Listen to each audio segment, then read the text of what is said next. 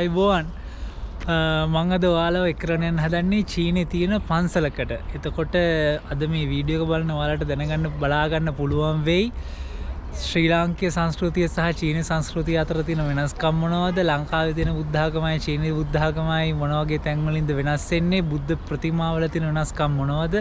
හස්ත සංඥා හස්ත මුද්‍රාවල තියෙන වෙනස්කම් මොනවද? පිළිමවල තියෙන ප්‍රධාන මොන වගේ දේවල් වලින්ද එතකොට ඒවා වෙනස් වෙන්නේ? ඒ ඔක්කොම දේවල් මේ වීඩියෝ එක ඉස්සරහට ඔයාලට බලා ගන්න පුළුවන් වෙයි.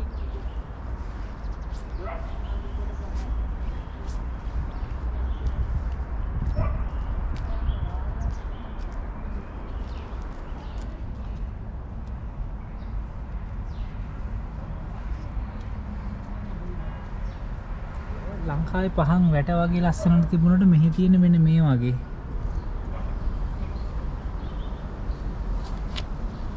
මේ විදියට ලස්සනට පහන් වැටක ආකෘතියට හරිම ලස්සනට පහන් පත්තු කරන්න තියෙනවා. පන්සලට ඇතුල් වෙනකොටම පේන්න තියෙන දර්ශනය තමයි මේ. එතකොට මෙතනින් උඩට නොම ගිහිල්ලා තමයි මං හිතන්නේ ලොහොම බුදු ප්‍රතිමාව තියෙන්නේ. අපි එතෙන්ට ගිහිල්ලා බලමු. ලංකාවේ කෙනෙක් ඉන්නවා අපිත් එක්ක. මොකද මේ පන්සලට කියන නම නංගි? ජින්සි ටෙම්පල්. අද අපිත් එක්ක ගතලා ඉන්නවා මේ චින්තනාවේ රත්නායක. අද එච්චර මේ හොඳ සෞඛ්‍ය තත්ත්වයකින් නැහැ. රයිට් මේ තමයි මේ පන්සලට ඇතුළු වුණාට පස්සේ යන්න තියෙන ප්‍රධානම විහාරයද මොකද කියන්න දන්නේ නැහැ මේකට කියන හරිම නම. එතකොට ඒක ඉස්සරහම මේ විදිහට ලස්සනට හඳුන්කూరు පත්තු කරන්න තියෙනවා. ඒ හඳුන්කూరుලත් විශේෂත්වයක් තියෙනවා. මේගොල්ලෝ මේ යම්කිසි මුදල් ප්‍රමාණයක් ගෙවලා මේ පන්සලේම තමයි මේ හඳුන්කూరు ගන්න ඕන. ඊට පස්සේ මෙතන පත්තු කරන්න තියෙන පත්තු කරන එකෙත් පොඩි විශේෂයක් තියෙනවා. මේගොල්ලෝ මේ හඳුන්කూరు පත්තු කරන්න කලින් මෙන්න මෙතන මේ තියෙන්නේ මෙන්න මෙතන ප්‍රාර්ථනා පහන් හරි මොනවා හරි එහෙම જાතියක් තියෙන. මොකද මේගොල්ලෝ මේ පහන පත්තු කරන කලින් සෑහෙන්න මේ වෙලාවක් හිතනවා. ඇස් දෙක පියාගෙන මෙන්න මේ එතකොට පහන් වලින් මේ හඳුන්කూరు පත්තු කරගෙන එතෙන්ට තමයි පූජා කරන්නේ. අපි එහෙනම් මේ කුරුවට නැකලා බලමු. අපිට ආපු ගමන් අපිට පන්සලෙන් හම්බුණා අපිට ඇපල් ශීෂේ. රයිට්. මම තාපොඩ්ඩෙන් කනවා මේ කන්න නෙමෙයි පූජා කරනවා වගේ දැන් දීලා තියෙන්නේ. ඇතුලේ පූජා කරලා තියෙනවා. ඇතුලේ පූජා කරලා තියෙනවා. හැබැයි අපිට දැන් හම්බුණා කොහොමද දන්නේ නැහැ. රයිට් මේක ඇතුලේ තියෙන ප්‍රතිමාව මේ තියෙන තමයි අපිත් අර කකුල් තියලා මෙව බඩ ගාලා දන ගාලා වැඳලා නැහනේ. මාත් එරන් ඉස්සෙල්ලාම කකුල තියලා ලස්සනට එහෙම වැඳලා එන්න. බලත් බලන් ඉන්න. වඳින්න කියලා යන්න හැදුවට අපි තාම වඳින විදිය දන්නේ නැහැ. ඒක නිසා කවුරු හරි වඳිනවා අපි බලාගෙන ඉන්න ඕන. ඒ විදිය බලලා තමයි අපි වඳින්න ඕනේ. මොකද මේ අපි මෙහි සංස්කෘතිය ගැන ලොකු අවබෝධයක් නැහැනේ. ඒක නිසා අපි බලනවා කොහොමද ඒගොල්ලෝ වඳින්නේ කියලා. ඒක තමයි විදිය. right then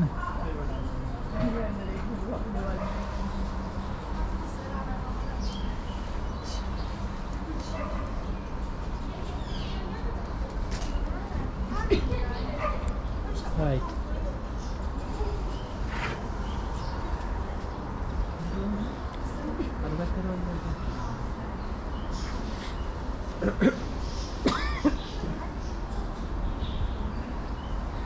අපි දැන් යන් එහා පැත්තේ තව ඒ වගේම මන්දිර බුද්ධ මන්දිරද මොනවද ඒවට කියන නම් දන්නේ නැහැ. අපි ගිහිල්ලා බලමු කොහොමද ඒක ඇතුලේ සැකස්ම සිද්ධ වෙලා තියෙන්නේ කියලා. මම අර කලින් කිව්වේ මේගොල්ලෝ මේ හඳුන්කూరుත් එක තමයි විශේෂම ඇදහිම තියෙන්නේ. හඳුන්කూరు පත්තු කරලා අදාළ පහනෙන් ඒගොල්ලෝ ප්‍රාර්ථනා කරනවා. මේ අර මම දැන් කලින් පෙන්නපු අපි දැන් අර ඔළුව නරලා තියලා වැඳපු තැන ප්‍රාර්ථනාවක් කරලා සෑහෙනලා හිතලා තමයි හඳුන්කూరు ගහන්නේ. අර අපි පහන් මල් පූජා කරනවට හා සමාන දෙයක් තමයි මේගොල්ලෝ මෙහි හඳුන්කూరుත් එක්ක කරන්නේ.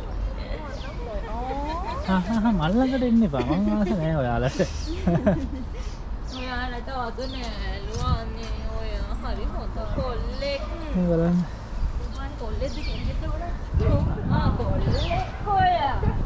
මගේ කට්ටිය මෙන්න මෙතනින් තමයි ගිහිල්ලා මේ හඳුන්කුරු ගන්න. එතකොට එතන එක බිල්ඩින් එකක් තියෙනවා. මෙතන තව බිල්ඩින් එකක් තියෙනවා. මෙහෙම ඇතුළට යන්න තියෙන්නේ. අපි එහෙනම් මෙතනිනුත් ඉස්සරහට කියලා බලමු. තව මේ විහාරේ ඇතුලේ මොනවද අපිට බලන්න තියෙන්නේ කියලා. මේ බලන්න මේ තව දෙයක්. මේ බලන්න මේගොල්ලෝ ගස්වල අපි අර බෝධිවල පඳුරු ගැට ගහනවා වගේ මෙහෙත් ගැට ගහලා තියෙනවා. මේ ඔයාලට බලා ගන්න පුළුවන් මේ හැම තැනම වගේ පූජා කරලා තියෙන්නේ රතු ඇපල්.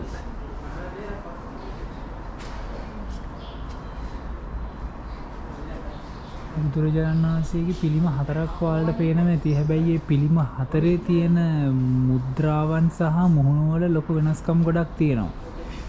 මේකේ වගේ එකත් උතින් අතේ දෙයක් හඳවගෙන ඉන්නවා. මේකේ පාත්‍රයක් වගේ එකක් හඳවගෙන ඉන්නවා. එහා පැත්තේ කෙළවරේ මේකේ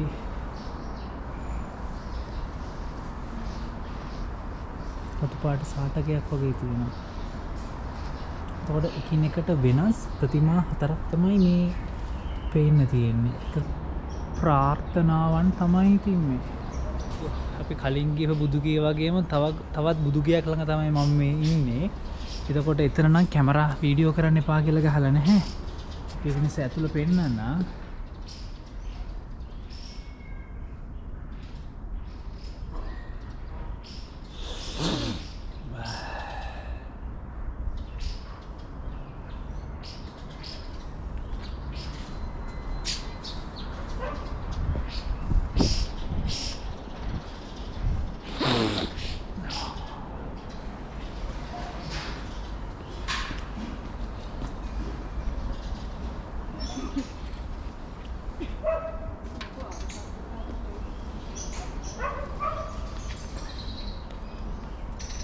මේ බලන්න තවත් බුදුගයක් බුදුගෙදරට ඇතුල් වෙන්න කලින් අපේ සඳකඩ පහන තියෙනවා. වගේ බලන්න මකරගේ ස්වරූපයෙන් හදපු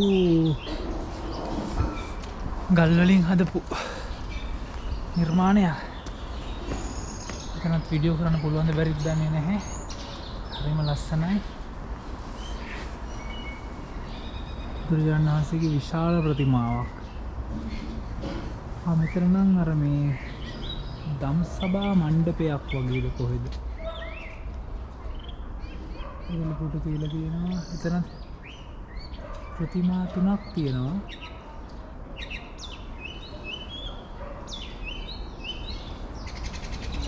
ඉස්සරහට ආවට පස්සේ අපිට හම්බ වෙනවා මේ පැත්තේ මම හිතන්නේ මේ තමයි මේ ආවාස දෙන්නෙම දැක්කා ස්වාමීන් වහන්සේලා දෙතුන් නමක් ඇතුළට සහ එළියට එනවා. මම හිතන්නේ ඔව් ඒ ආවාසයේ වෙන්න ඕනේ. ඊට පස්සේ අපි දැන් පන්සලේ ඇතුළටම ආවට පස්සේ අපිට බලා ගන්න පුළුවන් තව මේ වගේම විවිධ හැඩතල සහ විවිධ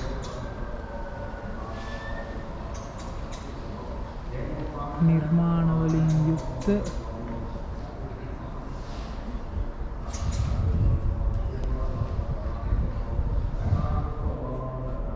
මේ ඇතුලේ මේක ඇතුලේ මම හිතන්නේ අර ස්වාමීන් වහන්සේ නමක් තමයි ගොඩට පේන විදිය අර අපි කියන්නේ අර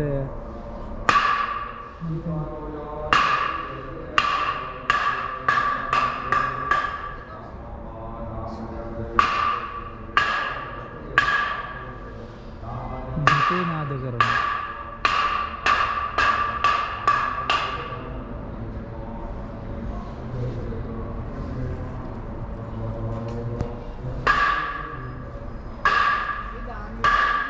මම හිතන්නේ දාන්න වෙන්නේ නැති නේ. බලන්න පිළිම වහන්සේලා 5 නමක් ඉන්නවා. ඒ 5 නමේ පාටවල් 5ක් තියෙනවා. පළවෙනිම පිළිම වහන්සේ තද නිලට හුරු කොළ පාටක්, තැඹිලි පාට, ක්‍රීම් පාට, රතු පාට, ආයිමත් කොළ පාට, තද කොළ පාටක් කින එකට වෙනස් ප්‍රතිමා.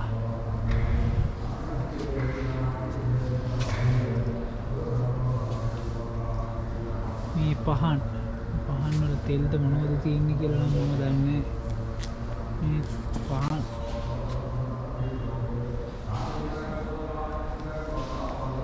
මේක ඇතුළේ මොකක් හරි පූජාවක් යනවා අපි ගිහින් බලමු. මේ තේ වගේම පහන් කරපු පහන් අර මං කලින් කිව්වා වගේම ශෛල් ගල් වලින් කරපු නිර්මාණයක්.